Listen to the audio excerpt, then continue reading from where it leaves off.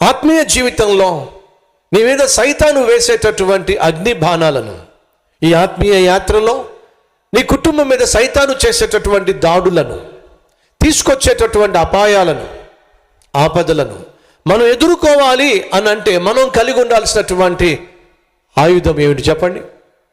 గడి చెప్పండి. దేని ద్వారా మనం సైతాన్ని ఎదుర్కోగలం?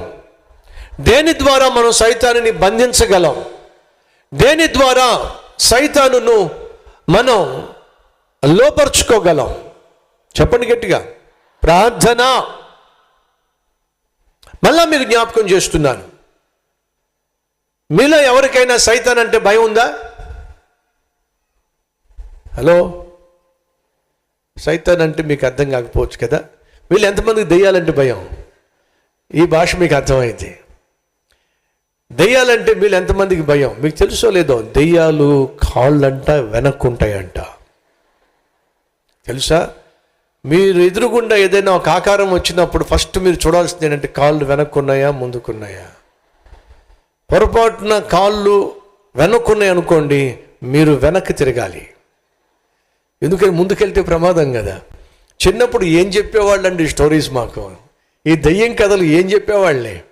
రే జాగ్రత్త, ఎప్పుడన్నా దెయ్యం కనిపించింది అనుకో, ముందు నువ్వేం చేయాలి తెలుసా? ఏం చేయాలిరా? కాళ్ళు చూడాలి.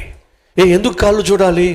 కాళ్ళు కానీ వెనక్కున్నట్లయితే దెయ్యం, ఒకవేళ కాళ్ళు వెనక్కి లేకపోతే అమ్మాయ. అడుగుతున్నాను, మళ్ళీ ఎవరికైనా దెయ్యం అంటే భయమా? భయం ఉందా? నాకు అసలు దెయ్యాలంటే భయమే లేదు అన్ను ఒకవేళ చెప్తున్నావు అనుకో, గొప్ప విషయమే. కానీ అంతకంటే గొప్ప విషయం చెప్తాను విను. ఏమిటది? నాకు అసలు దెయ్యాలంటే భయం లేదండి అని అంటున్నావా?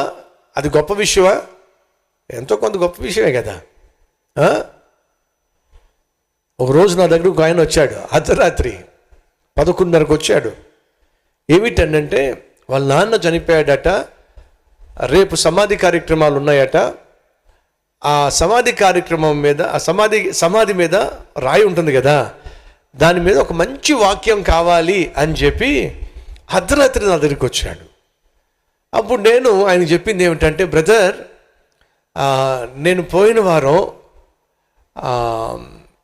ఎవరో సమాధి కార్యక్రమానికి వెళ్ళాను. అలా వెళ్తున్నప్పుడు ఆ సమాధుల దగ్గర ఒక రాయి మీద భలే భలే వాక్యం ఉంది, కానీ మర్చిపోయాను. జ్ఞాపకం చేసుకోండి బ్రదర్ అంటే, ఎంత జ్ఞాపకం చేసుకున్నా జ్ఞాపకం రావటల్లా. మరి ఇప్పుడు ఎలా బ్రదర్ అని అడిగాడు. అప్పుడు నేను చెప్పాను, మీరు ఓకే అని అంటే వెళ్దామని చెప్పన్నా. ఎన్ని గంటలకి? అర్ధరాత్రి 12 గంటలకి. ఎక్కడికి? శ్మశానానికి, సమాధుల తోటకి వెళ్దామనంటే, ఏంటి బ్రదర్ ఇప్పుడా అన్నాడు. ఎప్పుడైతే ఏమైంది, మీరు ఒకవేళ ఓకే అంటే నేను రెడీ అని చెప్పన్నా.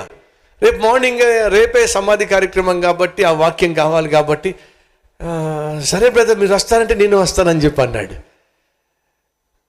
ఇద్దరం కలిసి సమాధుల తోటకి వెళ్ళాం. బాగా వర్షం పడింది, మొత్తం ఎక్కడ చూసినా చెట్లు మొక్కలు. ఇప్పుడు అర్ధరాత్రి 1 గంటకి నా చేతిలో ఒక టార్చ్ లైటు, ఆయన చేతిలో ఒక టార్చ్ లైటు, ఇద్దరం కలిసి టార్చ్ లైట్ వేసుకుని వెళ్తున్నామండి. పొరపాటున ఎవడన్నా చూశాడు అనుకోండి, ఏమనుకుంటాడు చెప్పండి? ఎవరో పైనుంచి వచ్చినాయి, పైనుంచి వచ్చి ఆత్మల్ని జాగ్రత్తగా వెతుక్కుంటున్నాయి. మరి ఏమనుకుంటారో తెలియదండి. నేను ఒక్కొక్క సమాధి మీద టార్చ్ చేస్తున్నా, ఆ వాక్యం నేను చూసా కదా, కాబట్టి ఒక్కొక్క సమాధి మీద టార్చ్ లైట్ వేస్తా ఉన్నా. వేస్తా ఉంటే ఒక చోటకు వచ్చేసరికి అయ్య బాబోయ్ అనిపించింది. అంటే అయ్య బాబోయ్ అనిపించింది అంటే ఎవడన్నా లోపల నుంచి వచ్చి బయట కూర్చోని అనుకున్నారు ఏమిటి? వెనకటికి ఇలాగే రాత్రులు నిద్ర పట్టక, రాత్రులు నిద్రలో నడిచేవాడు నడుచుకుంటూ ఒకసారి సమాధుల్లోకి వెళ్ళిపోయాడట. వెళ్ళిపోయి ఒక సమాధిని తాకి ముందుకు పడబోయాడట. ఆ సమాధి మీద ఎవడో కూర్చుని ఉన్నాడట. వాడిని అడిగాడట, ఇదేంటే బాబు నువ్వు ఇక్కడ కూర్చున్నావు అని అంటే, వాడు చెప్పాడట, లోపల గాలి అట్లా బయటకు వచ్చానన్నాడట.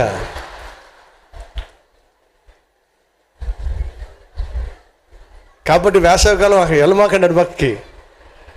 ఎవరెవరు వచ్చి బయట కూర్చుంటారు మనకేం తెలుసు.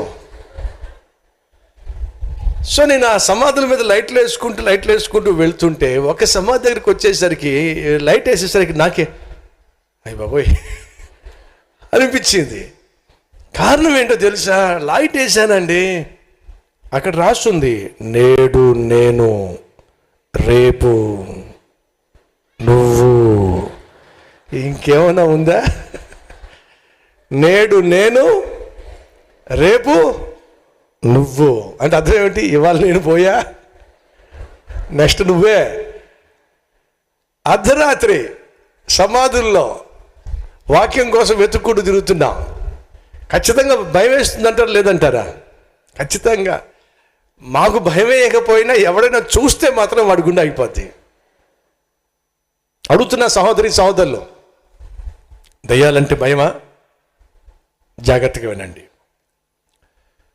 ఈరోజు నువ్వు ఈ మాట చెప్పడం కంటే, ఏ మాట చెప్పడం కంటే, బ్రదర్ ఖచ్చితంగా ఒక మాట చెప్తా. ఏమిటి? దయ్యం అంటే నాకు భయం లేదు, కావాలంటే అర్ధరాత్రి నేను సమాధుల్లోకి వెళ్ళి కూర్చుంటా, అస్సలు దయ్యం అంటే నాకు భయం లేదు అని నువ్వు చెప్పచ్చు. అది గొప్పతనం కాదు. దయ్యం అంటే నీకు భయం లేకపోవచ్చు, అదేమాత్రం గొప్పతనం కాదు. కానీ ఏది గొప్పతనమో తెలుసా? నువ్వంటే దయ్యం భయపడాలి, అది గొప్పతనం.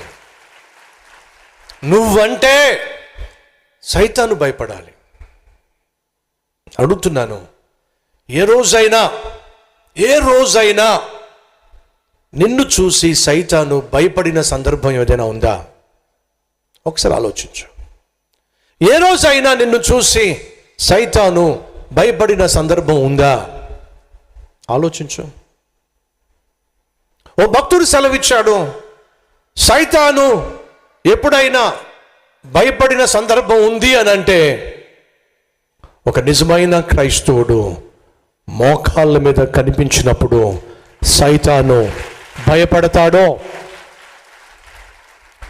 నిజమైన క్రైస్తవుడు మోకరించి పూర్ణ ఆత్మతో, పూర్ణ శక్తితో, పూర్ణ విశ్వాసంతో దేవుని సన్నిధిలో ప్రార్థన చేస్తూ ఉన్నట్లయితే అది చూసి సైతాను భయపడతాడు.